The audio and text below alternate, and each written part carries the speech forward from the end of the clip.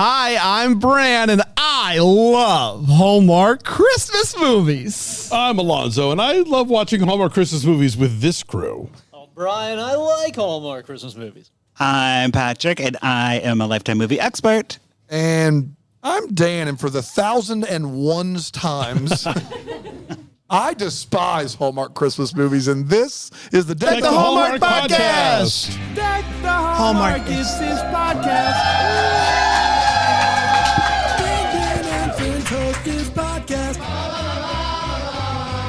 We hope you like this jolly podcast. Well, me oh my, apple of my eye. No new theme song this year. No new theme song. Oh. Same theme song. Huh? They actually demanded it, Trace and Rick. Getting kind of lazy around here. You think so? Yeah. That's fair. 1,000 episodes in, they're just phoning it in. We're phoning it in at this point. Hello, everybody. Welcome. Boy. We did our kickoff on Friday, and now we're here. We're at the marathon. We're recording this live in front of some wonderful folks here in Greenville, South Carolina. I'm committed to staying up for 26-ish straight hours That's right. watching Hallmark movies with us. That's right. Man. Now, I will say, we've done this this marathon now a few times. I think adding the people, I didn't know how I was going to play, but I think it adds a little something. It's a little buzz in the air. Yeah, I'm interested to see what happens as the night. Yeah, we'll see how we'll see how falling away. 3 a.m. I will say, we've done this a few times, and watching people sleep is not going to make me more energetic. Yeah. And as people start to doze off, I'm going to kind of. We have to be quiet. And Tyler's already laying down. Yeah, I know he's trying to stay out of the shot, but I'm worried we're losing him for the rest of the time. Are we going to play pranks on the person who falls asleep first? Oh, yeah. Does anyone got any Sharpies or anything? Very Brought excited shaving about a cream. sleepover. I'm so excited for a sleepover. Yeah. Patrick, are you going to sleep? No, I'm not going to sleep because I thought you guys would prank me for sure. We will prank you. Yes, Yeah. specifically There you. is Sharpies, and We have some Sharpies here. It's wonderful. A couple of things to talk through real quick. If you're not watching this episode on Philo, I don't know what you're doing. Philo.tv/DTH. It is the hub. Now, during the marathon, we have a promotion, Philo.tv/DTH50. I don't know if when listening to this, if that promotion is still Give it a live. try. But it sure might be. So give that a shot for 50% off your Philo. What a way to do it. You'll be able to watch the movies that we're talking about today and all of our episodes and so much more. They got so much going on Philo. It consistently blows my mind, including Dan, the Philo Deep Dive. Any Philo Deep Dive fans in the house? Anybody. Yeah. I love the Philo Deep I do Dive. too. It's a lot of fun. We're kind of the hosts. So yeah. But we're having fun. You better love it. We're having fun is all I'm trying to say. It's a blast. It is a blast. It is a really cool gig to get to watch crazy stuff and talk about it. The movie we're talking about today is not The Christmas Venue. That's the wrong one. Checkin' It Twice. Checkin' It Twice was the movie that Brian creamed. Yep. Cream. It was 5. It was his 5 and a cream, number 1 in the preview and the kickoff. So we've talked about it twice already. Now you're going to hear us talk about it. So I know you're all excited out there. But this is Brian's favorite movie of the year. It was my highest anticipated movie of the year. Yeah. Let's start there. Okay, Let's not great. get too far into it. Yeah. We'll see how it carries over. Let's talk about Checkin' It Twice. We're fresh out of the gate. It aired on Friday, Sure did. Yeah. October 20th, 2023, and it went a little something like this. Ashley is a hotshot real estate agent from the big city. Scott is a, I don't know, semi-professional? What would you call it? He's a professional hockey He's player. professional. Yes. Okay, great. Yeah. He's a professional hockey player, but not in the NHL. The NHL. He's in the third tier. Yes. Single A, something like Both of them are at the airport having bad days because they have both been broken up with. They're at the gift shop, chit-chatting and whatnot. They go on their own way. That's it. No more of these two people. When Ashley gets home and her family asks about her boyfriend and if her boyfriend is still coming, and she's like, yes, the boyfriend that I have is indeed coming. Liar. Scott is there to play for the Division 3. Oh, I wrote it down. Division 3 hockey team, hoping that he'll finally make it To Boise. Man. If I can just get to, I've said it a million times. Oh, what a if dream. if we can just bring this show, what if we had the marathon in Boise next year? Everyone's dream. Big show It's the there. big show. And that's what he's trying to do. Ashley is at the market, goes to pay with her card, but she can't. Why? Because she has Scott's card. Oh, no. What? After a rocky practice, he takes the boys out for drinks, and he says, it's on me, boys, except it's not, because he has her card. No one's paying for nothing. So the next day, she goes to the game, and she yells at him while he's playing, I've got your card!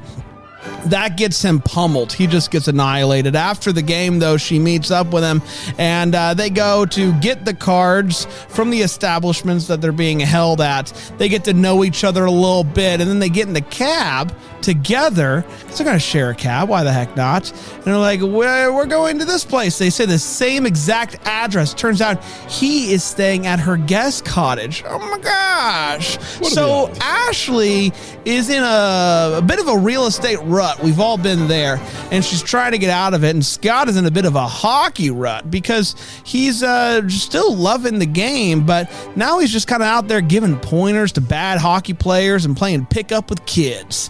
Ashley joins him for a skate, and they have a real heart-to-heart. So someone in Boise apparently got hurt. And good news, it's not him. He's got to stay here. And now he's sad. This younger fella's getting brought up. Thought it was going to be my chance. He's bummed. But there's no time to dwell because he has to fill in to coach the Pee Wee Hockey Fun Time game. He does such a great job that the coach gives him the coach's Bible. And says, you think about this. You read this, you read the good book, and you think about it. Ashley and Scott spend some more time together at the Christmas market, and she tells them about how she has this dream gig opening up in New York City, and she's conflicted because she's loving being home. And the big news keeps coming because Scott now gets invited to come to Boise. He's going to Boise, boys! Hey. She hears the news that he's going to Boise, and she decides, I guess I'm going back to New York City for the gig. So she goes to say goodbye, and they exchange gifts, and they go their separate ways. But now she starts to second guess herself, and he starts to really want to coach. He's reading the good book, and he's like, maybe the good book's for me. So they bump into each other again at the airport. They profess their love to one another, and they kiss big old honking ones. Big old huge ones. They're still kissing to this very day. They get in a cab. They say the same address again like they did that one time, and it's cute. And that, my friends, was Checkin' It Twice. We did it. We're going to take a quick break. We're going to come back. We're going to break this movie down here on Deck the Hallmark.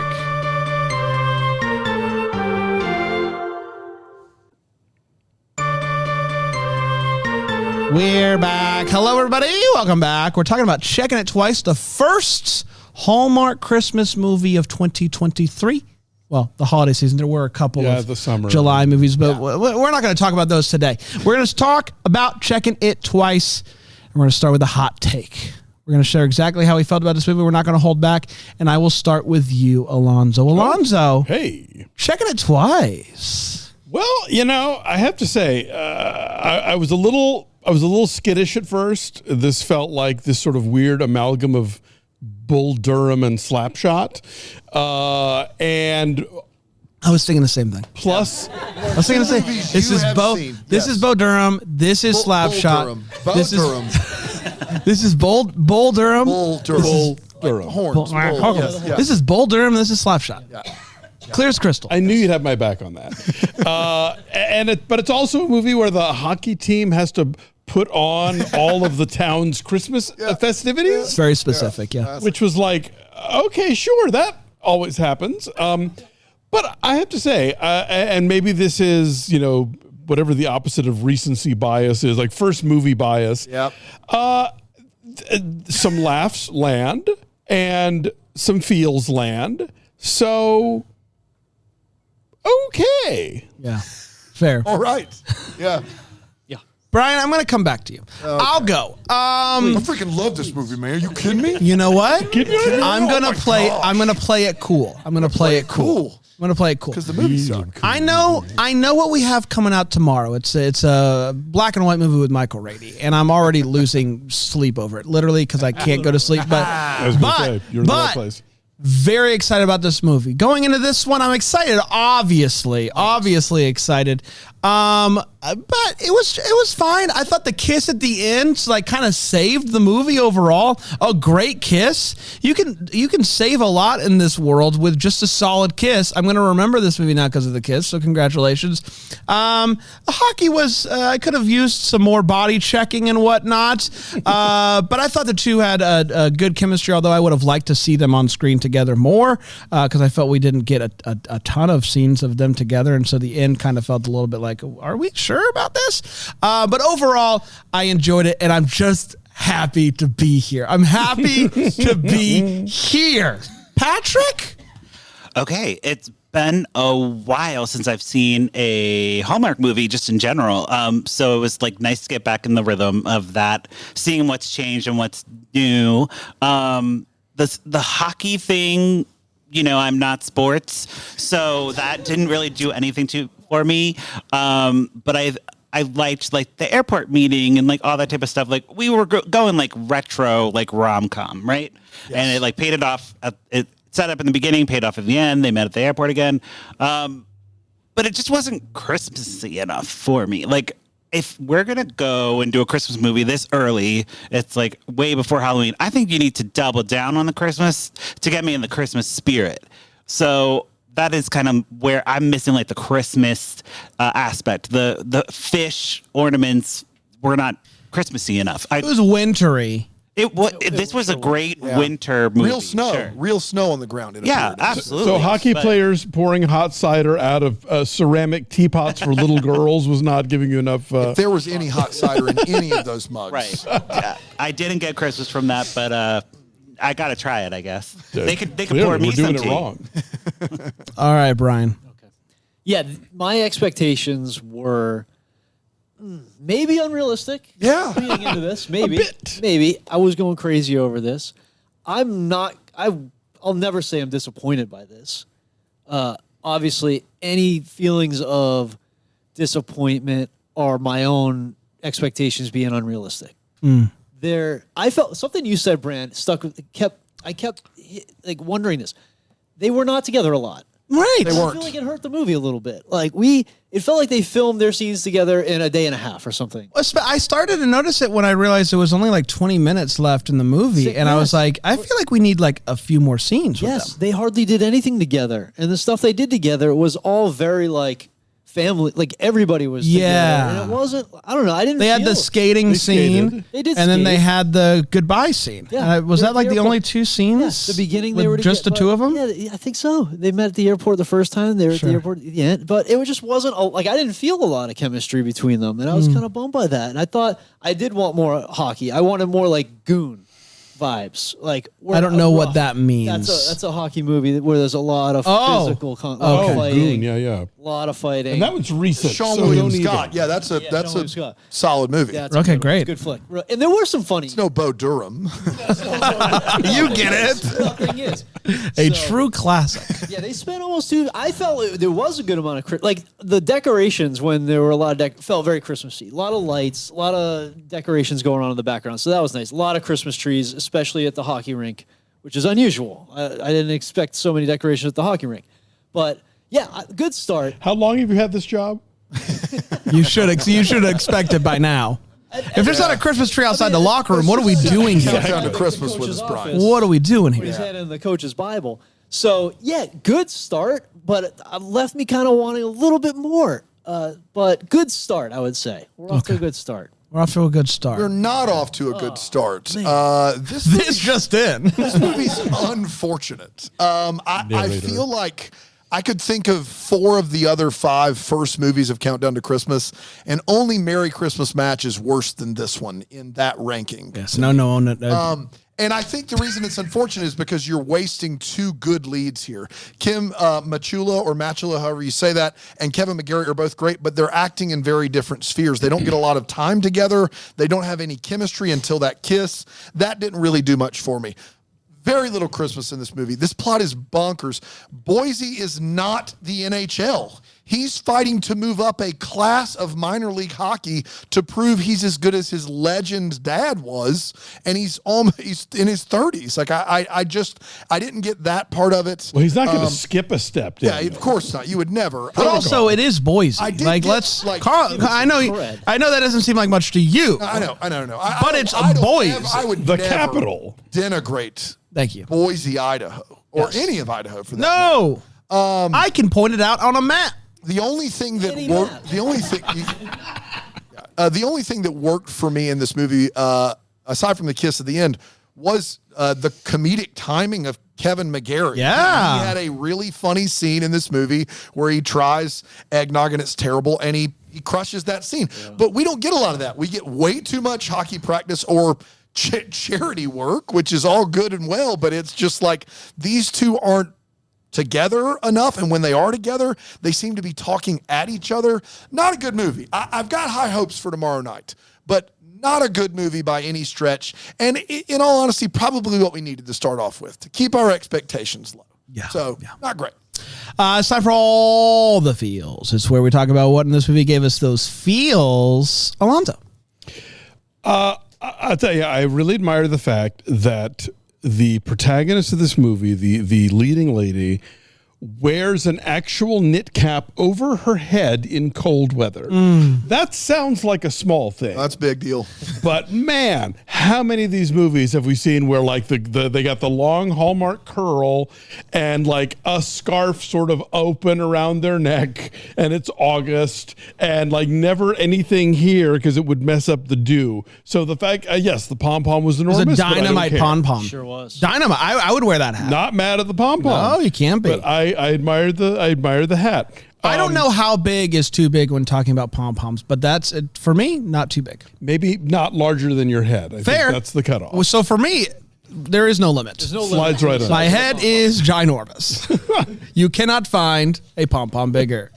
I feel you on that one. I don't know if this was an accident. There are several lines in this movie that I didn't know if they were intended to be funny or not, but I laughed anyway. Probably were not. I'm going to give them credit for them. But there was one part where she goes with the friend to show the house to the couple, and the guy starts talking about the wood floors. The line about the wood floors echoes. Yeah. And I thought, okay, so either the audio is really brilliantly letting us know that we're in a room with wood floors by having him reverberate all over the house. That's what it was. Or it's just bad sound. But I'm going to give them the credit that they did it on purpose. Definitely. And that's what my feel was, that they did it on purpose. And then, the eggnog bit. Loved it. That was Yeah. great. Bri? Yeah. They decorated a Zamboni with Christmas lights.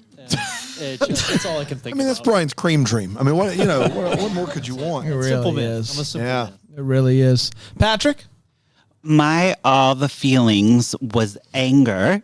I felt some anger while watching this one. There's a character in this movie that is fat shamed like the whole movie.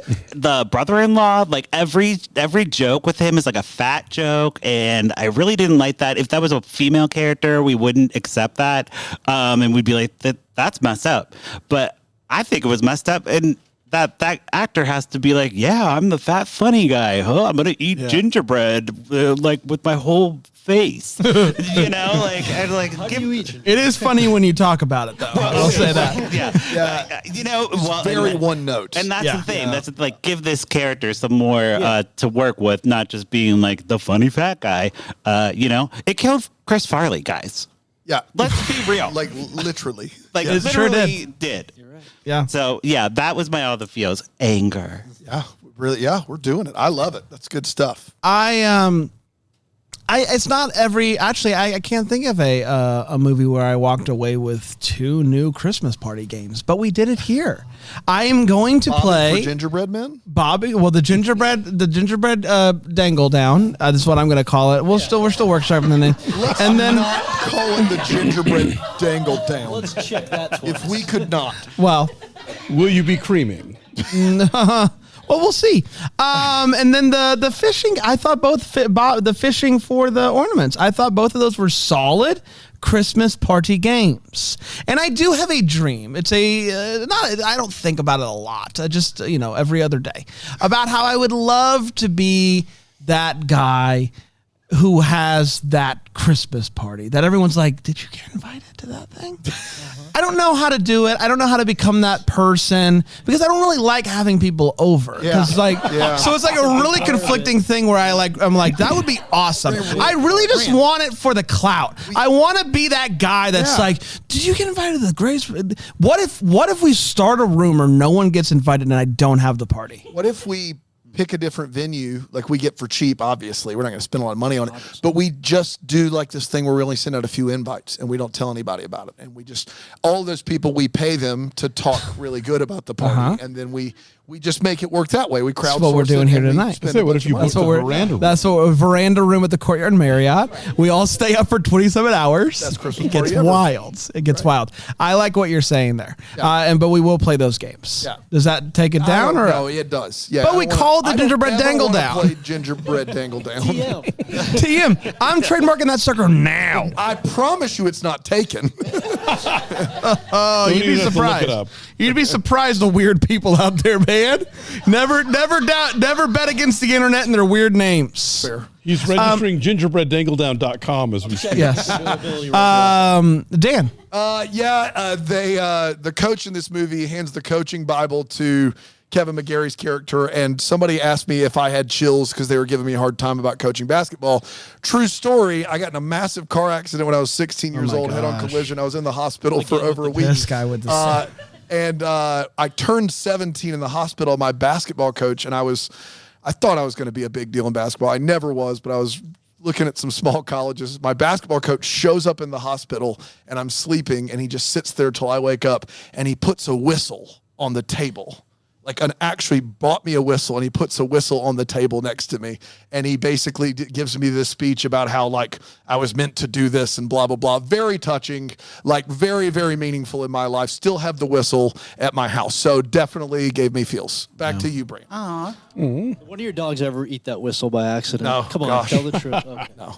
Did he give you the coach's Bible? He did not give me the coaching Bible. Well, then did it even count? it didn't even count. Didn't even really I don't know what I was count. We're going to take a quick break. We'll come back with the Way What and the What the Hallmark and a brand new segment Yes. for season Razzle 6. dazzle? Maybe here on Deck the Hallmark. Deck the Hallmark.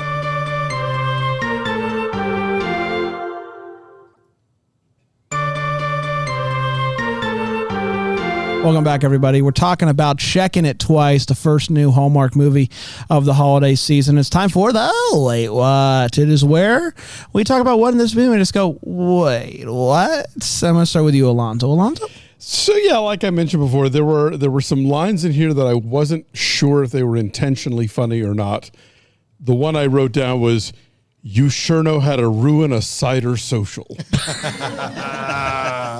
I guess that was a joke. I hope that was a joke, but I don't know. It's going to stay with me. You sure know how to ruin a cider social, Alonso. You're not the first person to tell me that.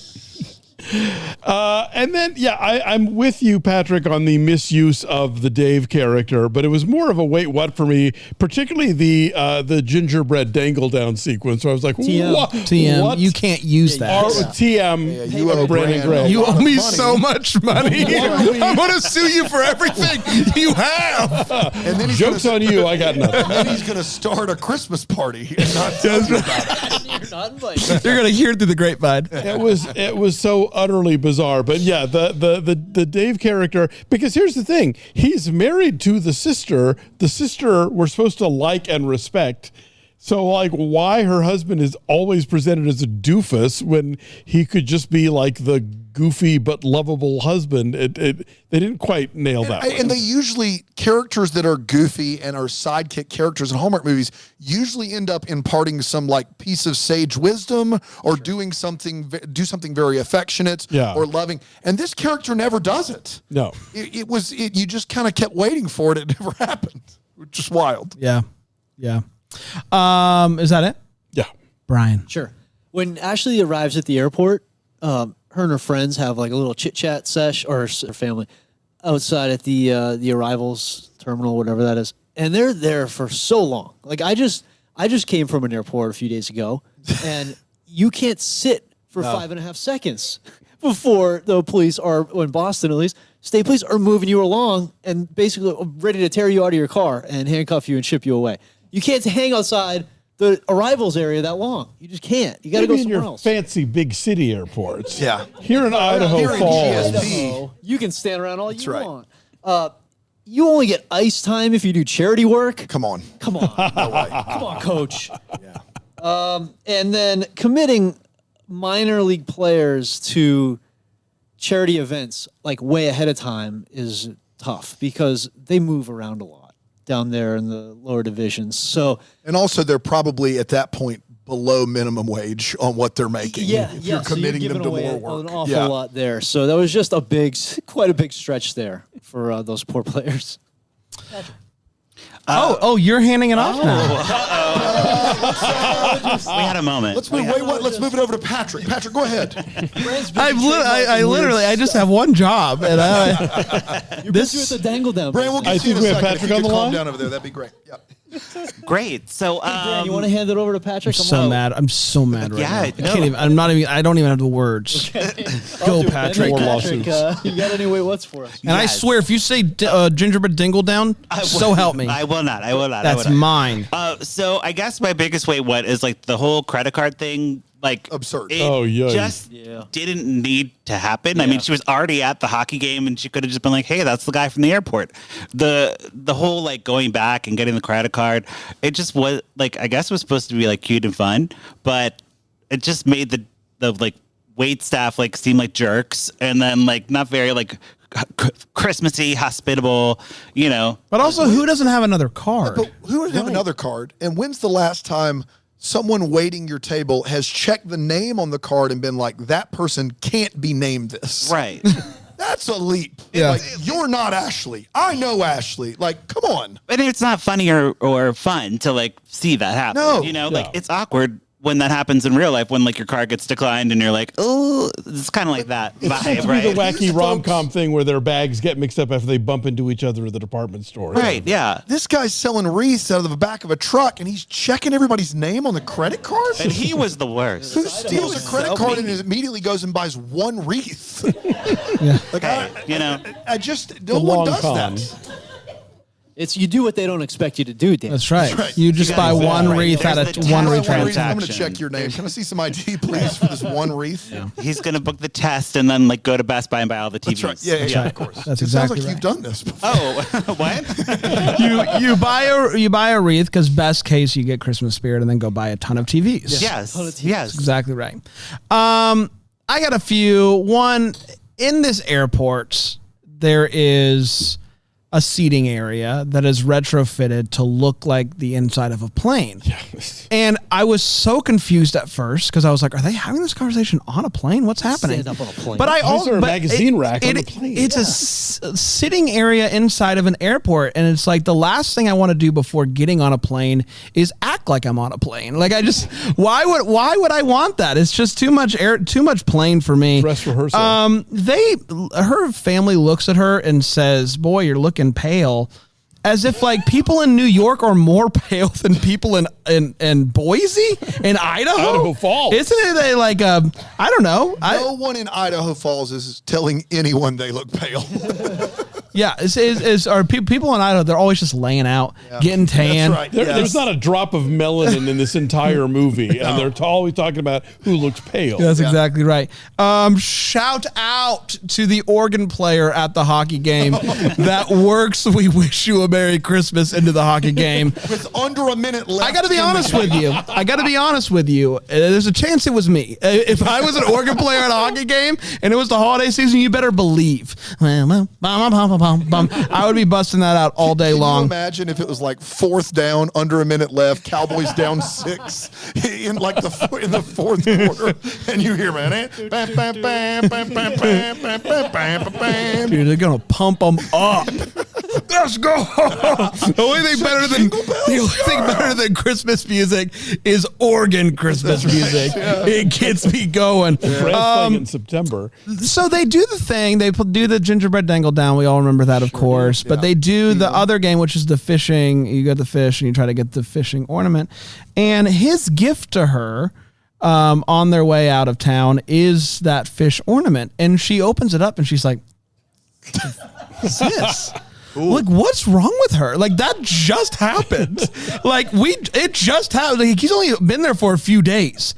What is wrong with this girl that she did not know what the fish ornament was? Was she not present in this scene? I was so confused. Can you imagine thinking, all right, I got one gift. Yeah. I got one gift to give somebody to kind of tell them that I care about them. I've got it. Our moment. And they open it up and they just go, Hella? I'm trying to find the significance in this fish. Last but not least, I don't know. It just made me chuckle. Our guy, Scott, is that his name? Yeah, sure. Calls up after leaving to go to Boise, calls up and is like, hey, is Ashley there? And the kid's like, yes. And he's like, cool. just wondering. Just wondering, buddy, you're in Boise. You should have a little bit more courage than that. You're in Boise now, bud. Yeah. You've made it to the almost big time. That's exactly right. Play. That's exactly right. Dano? Do you remember when one professional hockey player teaches another professional hockey player how to hold a stick? That happened in this movie. They both get paid professionally to play hockey. And he's like, hot tip for you, buddy. Here's how you hold a stick to hit the puck. Are you joking? Watch the Mighty Ducks. I'm not. You a hold player. it loose, you hit the egg. We've all seen been playing it. hockey for the better part of 30 years, and he's like, how do I hold it? Oh, thank goodness, Kevin. I was lost without you. What in the world? I couldn't get over that scene. At one point, and I maybe I heard this just in a vacuum because, this whole day has been just weird, but Kevin McGarry said the only thing my dad ever got me was a bunch of used hockey pucks. I don't say that. Kevin, should we have reported him? That's why you're teaching professional hockey players how to do the thing they've been doing since they were 5. That was tough there. When I found out Kevin McGarry had only been in Idaho Falls for a week, my head about exploded. This movie was longer than that. A week? They had 6 days of charity stuff. He literally shows up in time to not play hockey and do charity, and that's it? That was crazy. Empty cup tea party. That was wild.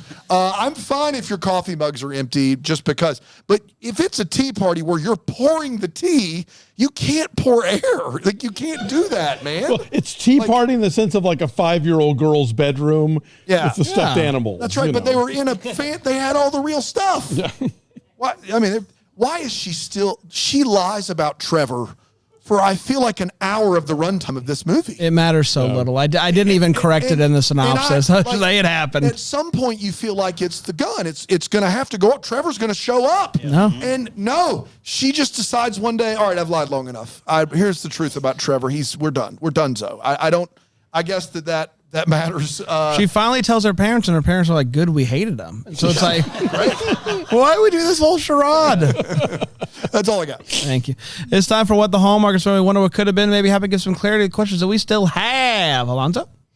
I think my What the Hallmark is Dave again. Not only misused in this movie, but I was thinking, this is a guy who... I know a lot of people who will very happily objectify this actor. And then I thought, would Hallmark ever do it? And I just don't know. It was very exciting when they started letting their leading men wear stubble and glasses. Yes. We were all thrilled to see that. Thrilled. And I'm hoping 2023 brings us more of that. But will Hallmark ever give us a lead dude who looks like Dave, but isn't a doofus, but it's actually the best version of who that character could be?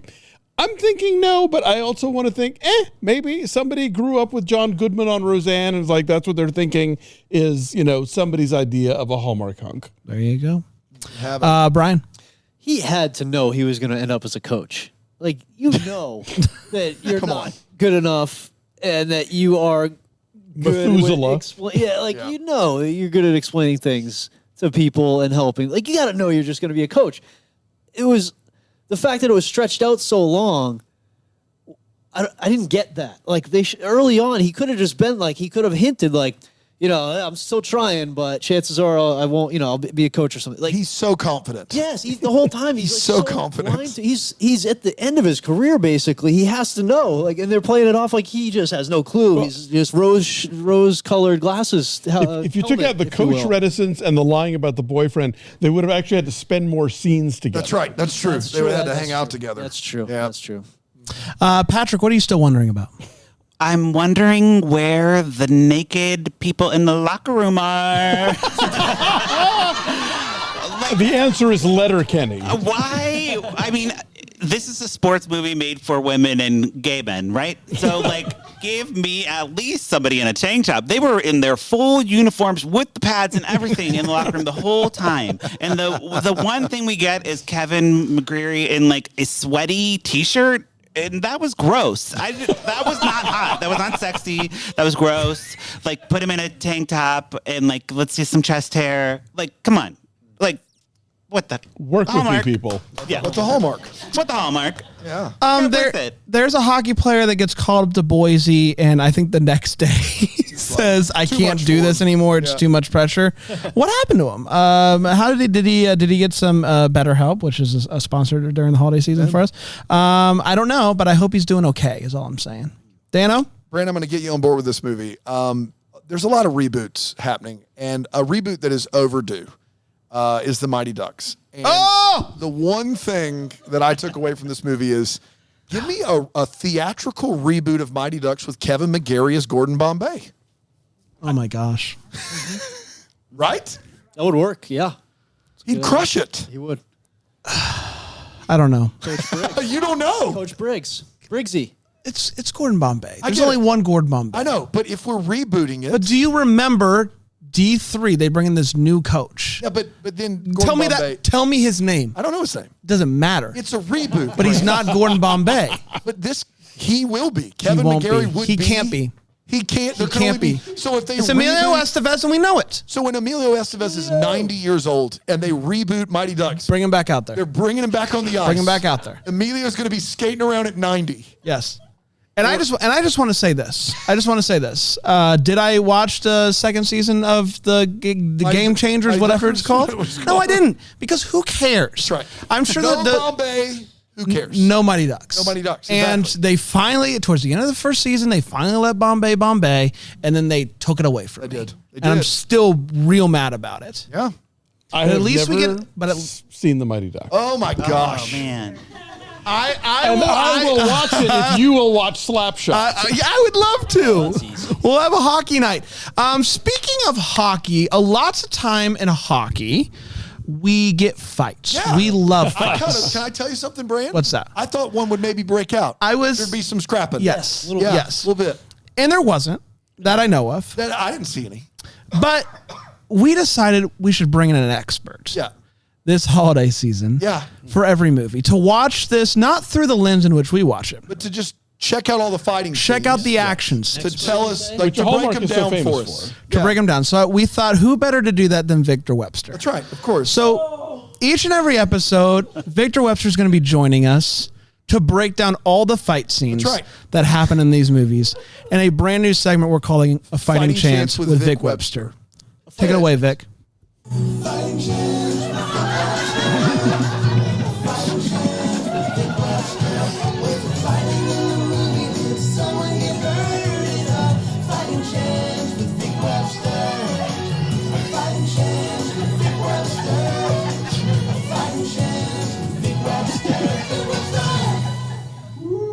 Was that a barn burner or what?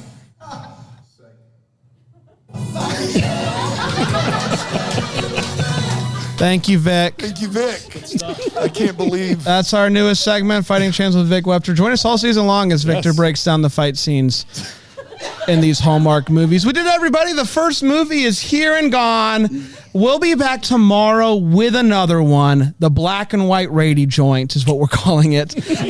Go play some Dangle Down Gingerbread. Join us tomorrow. We'll be back. Until then, maybe the first to wish you a Merry Christmas. Deck the Hallmark's a Bramble Jam podcast is produced by Aaron Shea.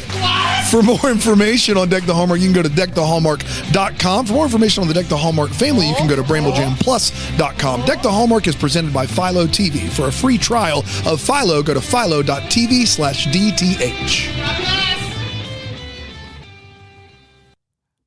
You're about to hear some ads that help keep the lights on here in the old studio. Thanks for listening or don't listen. It's really up to you at this point. It's at the end of the show. I mean, you're listening to me. Hi. But here they come. I promise they're coming. Yep, here they are. Happy day.